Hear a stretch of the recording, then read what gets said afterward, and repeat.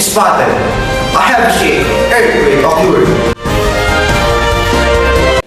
Ngayon ngayong ika-25 ng Oktubre, araw ng Miyerkules, taong 2023, magkakatid ng balita sa abot ng aming mga kaya. Balitang totoo at talagang sigurado. Awake after summer's volcano erupted.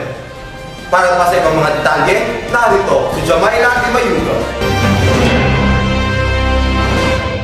Ng smog ng Bulkang Taal sa katabing Binintiang Malaki. Nito ay nagpamalas noong araw ng Enero 12, 2020 sa Taal, Batangas. Dakong 2 PM ng hapon, ayon sa Philbox, ito ay itinaas ng ika-4 na alarma.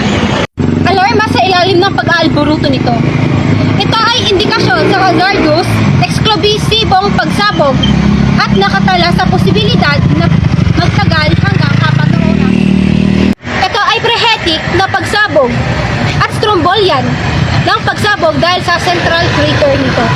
Ito ay nagbuga ng abo sa mga rehiyon ng Calabarzon, maging ang Kalakhang, Maynila at Gitnang Luzon nito. Ang resulta nito ay ang pagdudulot ng pagsususpindido ng klase sa mga paaralan, trabaho at mga nakatalagang biyahe, pangpaliparang mga sasakyang panghimpapawid. Lalo na ng 10,455 na pamilya ang naapektuhan ng pag-aalboruto ng Bulkang Taal. Pagpatak lamang ng Miyerkules, ayon sa tala ng National Disaster Risk Reduction and Management Council or NDRRMC. Tapos ito kumpara sa huling na italang bilang na 9,527 na pamilya nitong Martes ng tanghali.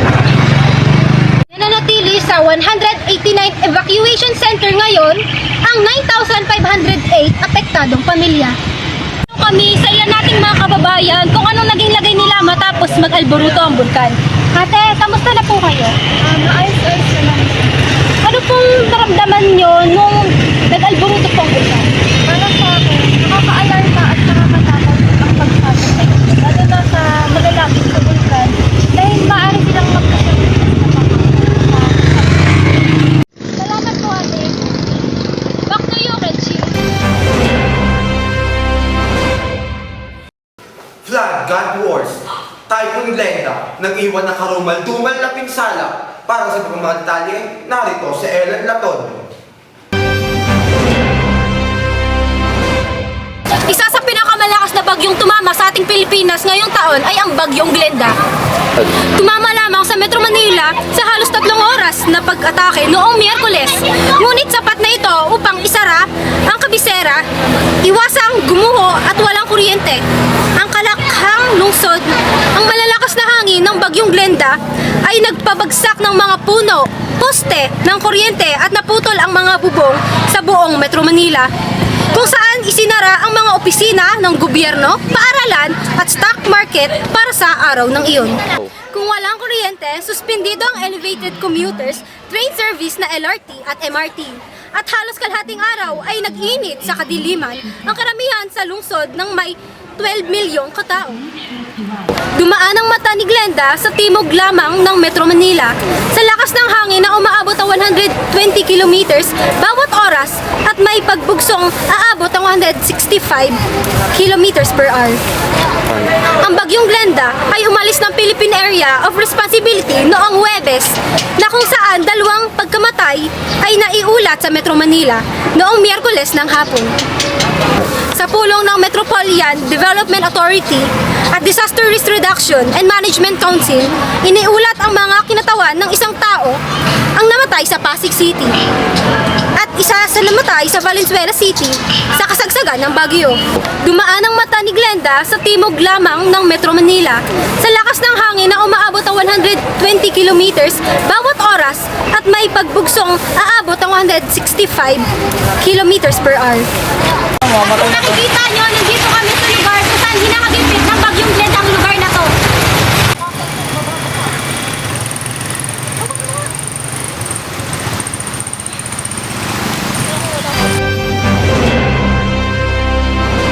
Narito tayo sa mga nasalanta upang ating tanungin at saksihan kung ano nangyari sa kanila matapos ang sakuna. Mga kuya, pwede po kayo maibig. Simula po ba nung nagbagyo at nagsakuna, kamusta po kayo? Sabi ko nahirapan dahil po doon sa bagyo ngayon. Kami pinamalan ng mga bahay.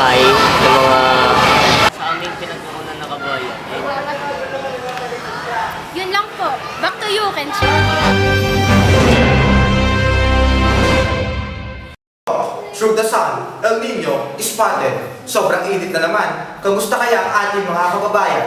Para sa ibang mga detalye, narito si Jamaila Timayuga. At formal na ngang nagsimula ang El Nino sa bansa kung saan ito ay dineklara sa ginanap na briefing ng Pag-asa kahapon at nagsabing na itaas na sila ng antas ng warning status mula sa El Nino alert na ngayon ay El Nino Advisory. Ang El Nino phenomenon o panahon ng tagtuyot ay may abnormal warning ng sea surface temperature sa Central at Eastern Equatorial Pacific Ocean at mas mababa sa normal ang pagulan. Kaugnay nito, sinabi ng Pag-asa Climate Monitoring and Prediction Section o si Chief Analisa Solis na idineklara nila ang paglitaw ng El Nino sa Tropical Pacific. Makaraang pagtala ang Oceanic Nino ng 0.5 Celsius nitong nagdaang buwan ng Abril, Mayo at Hunyo. Dahilan niya sa El Nino, nitong June 30, ang tagtuyot ay nararanasan ng mga Apoyo, Cagayan at Kalinga base ng 60% na bawas na inaasahang pagulan. Sa nabanggit ng mga lugar, nakakaranas din ng dry condition sa Isabela at Tarlac. At dahil naman sa epekto ng habagat, ay maaaring makaranas ng above rainfall condition sa kanlurang bahagi ng bansa mula Hulyo hanggang Setyembre. Simula sa Oktubre, Nobyembre at Disyembre at Enero ng 2024 ay unti-unting mararanasan ang potensyal ng epekto ng El Nino sa bansa.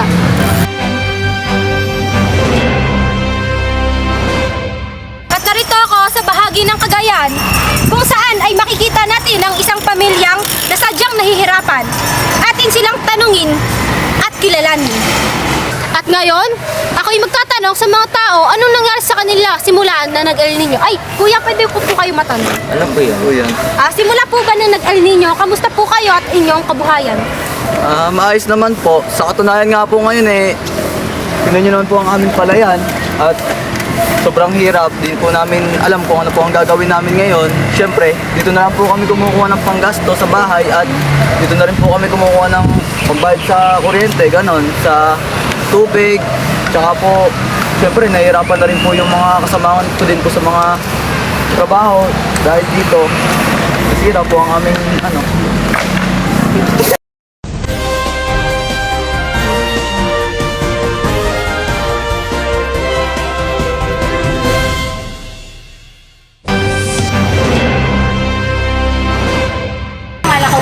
Dahil sa init na nasan ko na ma-dehydrate, lalo na ngayong sobra talaga ang init. At yung iba namang tao, at yung lalo na yung mga magsusaka, naranasan nila yung mga tagtuyot, kung kumbaga naisira yung mga pananim nila. Yun lang. Hindi lang ako nakakaranas ng sobrang init. Lahat ng tao nakakaranas ng sobrang init. Kaya kailangan dapat kung nainitan tayo tumigil sa bahay hanggat maaari para maiwasan natin yung pagbulisyo. Pagkahimatay, lang. About El Nino ba? Ito yung mga naranasan ko at bukod sa akin, bukod sa ibang mga bata, ibang mamamayan dito, ang El Nino napakahirap na na sitwasyon o klima dito. Di ba dalawa lang yung klima ng Pilipinas, isang taglamig tsaka isang tag-init. Yung sasabi natin dati, pag okay yung pag sobrang init tayo, reklamo. Pag sobrang lamig, reklamo. Pero ang nag-i-epekto ng El Nino para sa akin, yung mga bata nagkakasakit. Most of the time, once a week, nagkakaroon ng suspension ang klase. Kasi nga, sobrang init ng mga bata, nagkakasipundod, mawang-hawang. Saka unlike dun sa krema na, sakto lang yung krema na maayos na nakakaisagawa ng mga bata yung mga gawain nila sa school. So about naman dun sa mga farmers, yan. Isang number one na problema ng farmers ay ang El Nino. Nagtatanim sila, syempre kailangan din ng water. Sabihin na natin na El Nino, yung pinaka-problema nila, kulang at kulang yung water na nisusupply ng ulan para sa farmers.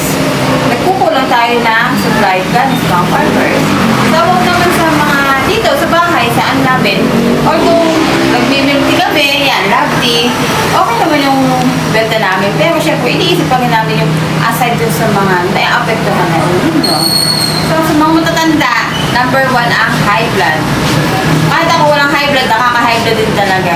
Yung wala kang ginagawa, tuloy yung pawis mo, nangangasin yung mga kilikili.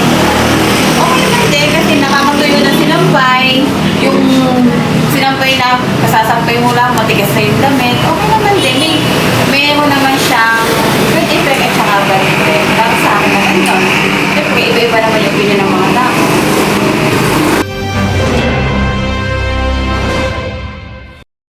Unreliable news, securing the freedom of everyone.